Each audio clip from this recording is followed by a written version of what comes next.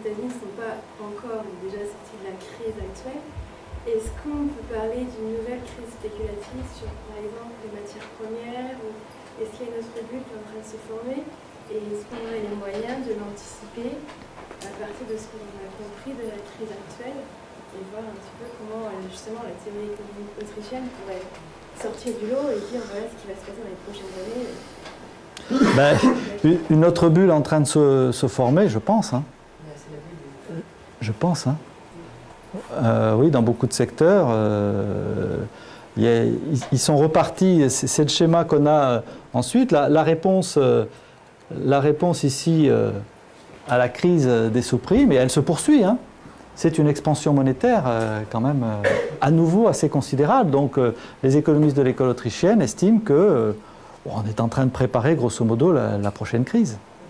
Hein, ça, maintenant, on ne peut pas savoir quand elle se produira, ça c'est pas possible, mais il y a de quoi être très inquiet. Non, Gabriel? Justement, pour les matières premières, en fait, il y avait une bulle qui se formait peu avant 2008, parce que c'est là que les fonds d'investissement à grosse composition de matières premières commencent à être créés par les banques et offerts au grand public. Et donc, par exemple, je peux vous donner une donnée, la hausse moyenne du prix du charbon minéral entre 2006 et 2008 uniquement, c'est de 270%. Et pareil, pétrole c'est 87%, maïs 154%, l'or et argent, ils augmentent moins, même période. Et aujourd'hui, donc après 2008, la plupart des matières premières descendent en prix, sauf pour l'or et l'argent, qui en fait, ils montent beaucoup, probablement comme à cause de la quête des valeurs refuges. Et pour la question au sujet de la .com, aussi je l'ai donné, parce que juste hier, effectivement, en fait, Clinton, il a poursuivi la politique monétaire des républicains avant, à des expansions monétaires douces pour monétiser plutôt les banques après la période inflationniste à la fin des années 70, début 80. Donc, par exemple, l'expansion monétaire du premier mandat Clinton, c'était des 2,88% seulement, général, mais avec une hausse de la base monétaire de 8,22% annuel et 2,33% pour les fiduciaires. Par contre, une fois qu'il a assaini les systèmes, au deuxième mandat, l'expansion monétaire progresse à une moyenne annuelle de 6,3%. 8,15% pour la base monétaire et 6,38% pour les fiduciaires. Donc, je crois qu'il a eu quand même...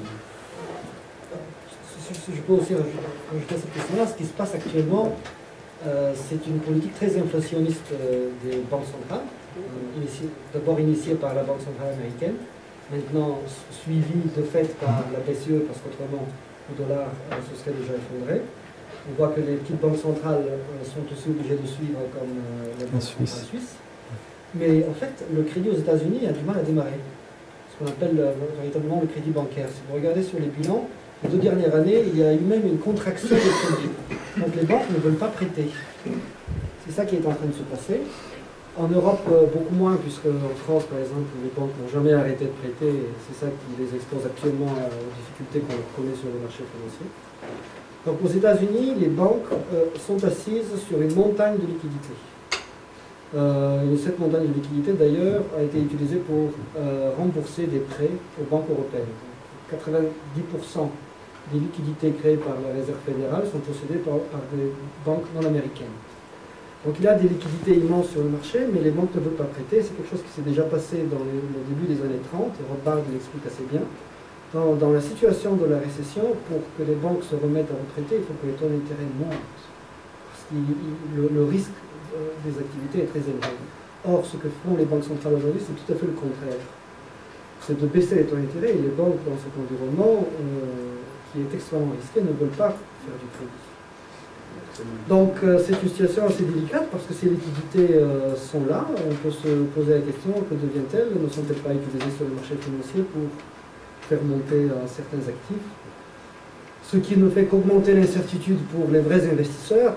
Peut-être que demain, les prix de certaines matières premières et de certains actifs réels vont baisser, parce que ces prix sont effectivement surenchéris aujourd'hui suite aux politiques monétaires. Et là, je crois qu'on va s'arrêter pour aujourd'hui. Merci à tous les intervenants pour